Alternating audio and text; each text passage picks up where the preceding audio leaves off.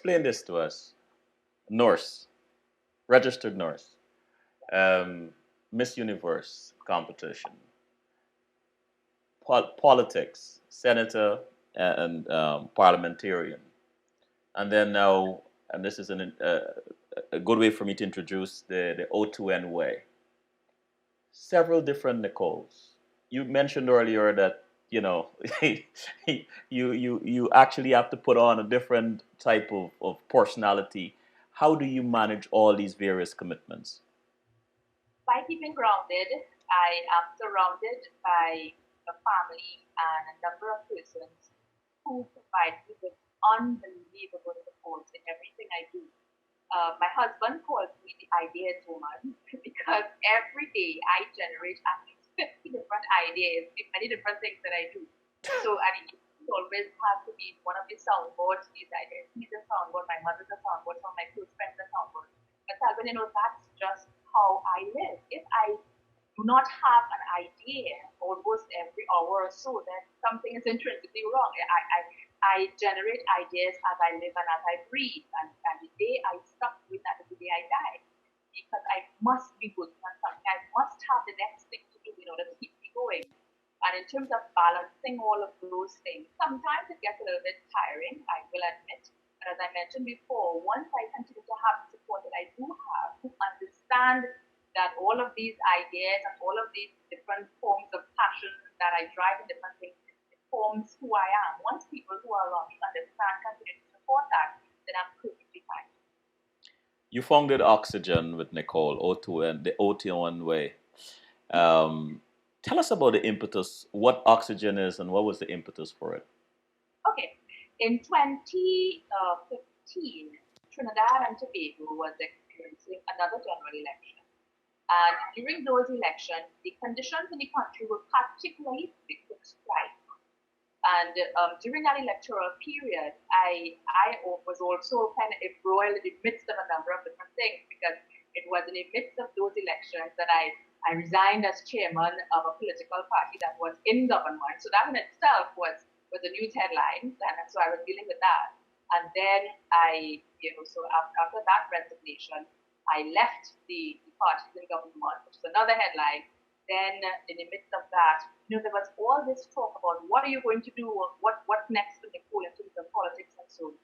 At the sidelines of all of those things, whilst both major political parties were engaging in the usual electoral and political pecan, as we call it in Trinidad, sometimes that will just take it to another level and another extreme that I myself felt uncomfortable with. And you could see and feel the tension in country. I felt the tension to be a little bit unacceptable and a little bit unhealthy. And so I reversed a little bit for my own self, my own mental health and well-being. And I did mention to a friend, I need to be breathe and I need to breathe some oxygen, some pure oxygen without any tainting from political strife, without any of the other negative things that we tend to see.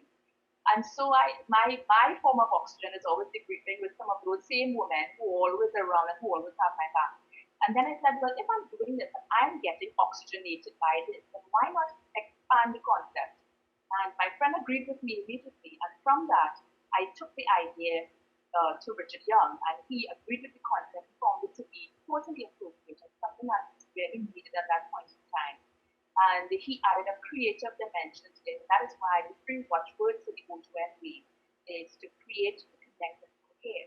And so the first oxygen, as I mentioned, I have ideas so much. So if I hit upon an idea, we're going to get it done. And so we got it done. And it was so successful.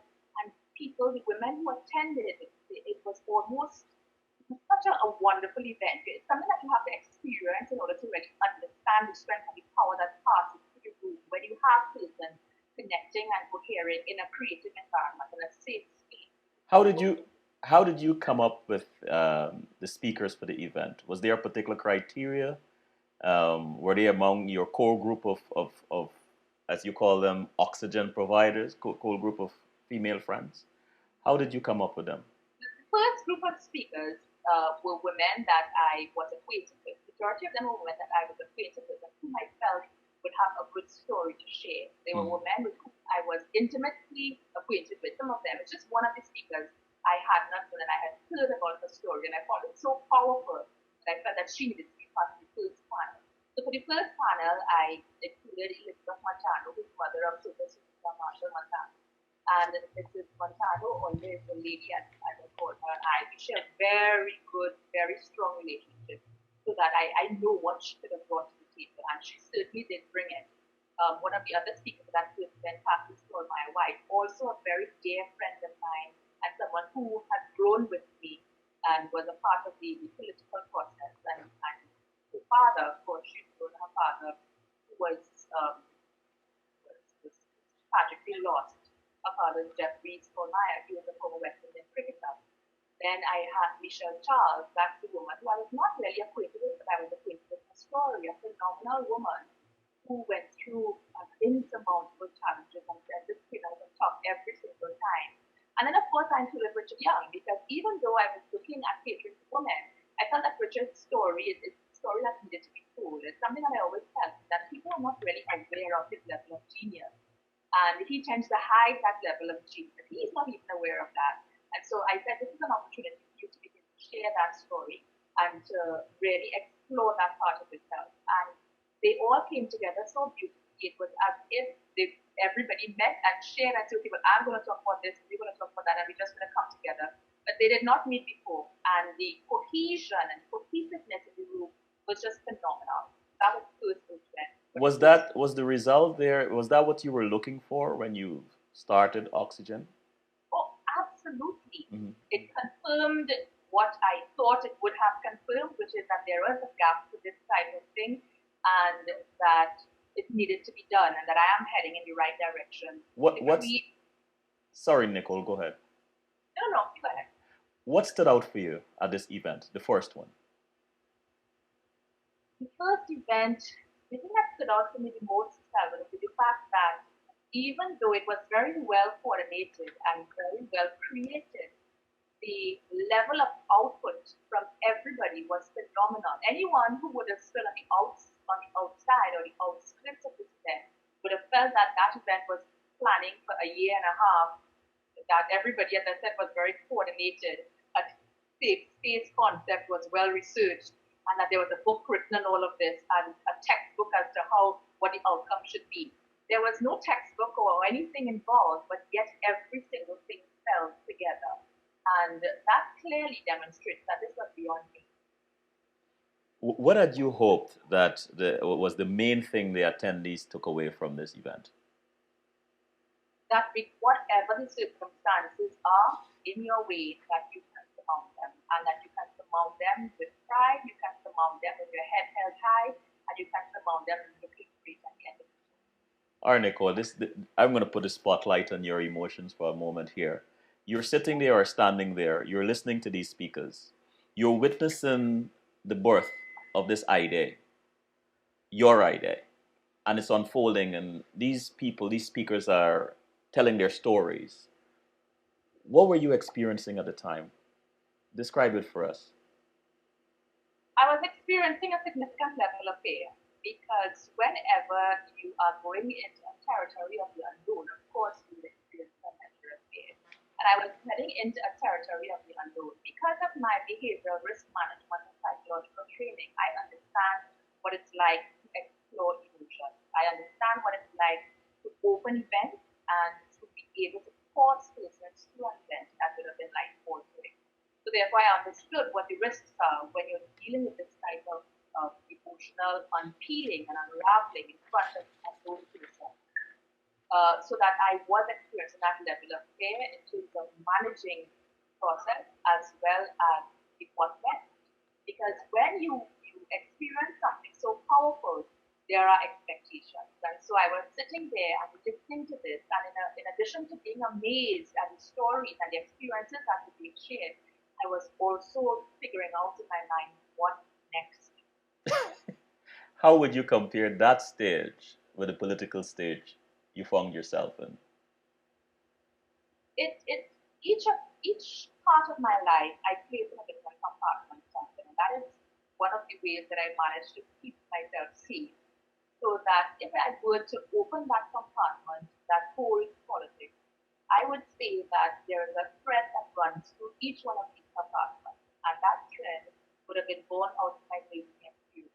One of the things that you learn as a registered nurse, or that I learned as an RN, is something called the nursing process. And the nursing process has very clear guidelines as to how you develop something, how would you initiate and implement a plan, how you evaluate that plan, and how you and then activation process something that we throughout every different experience. And while sitting here, I felt here, one thread that goes through everything that I do is the music process. Always back to that. Comparatively, there are aspects of this physical life that absolutely grow. And the one thing that really noticed that has very similarity to both ways is the thoughts getting from having had opportunity to do something for religious or do something for any that my result of is that regardless of what is happening where, still one of the people that's all my concern is. I'm not concerned what political party represent, what political party support. My concern is data, which is another view, because some is greater than the whole is greater than some of the parts. So that is always about the whole. And the feeling I get, the feeling I got when I saw the response and the feedback from the phone, is similar feeling I get when you do something for someone that you Let's take a break.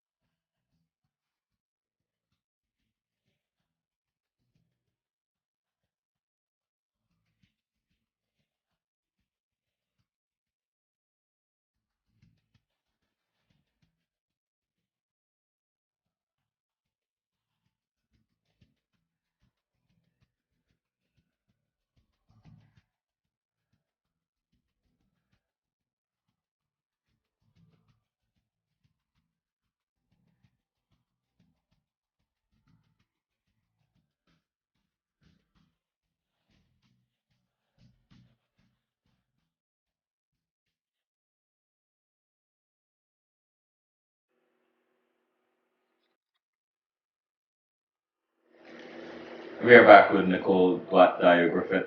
Nicole, you had a second O2N conference in December.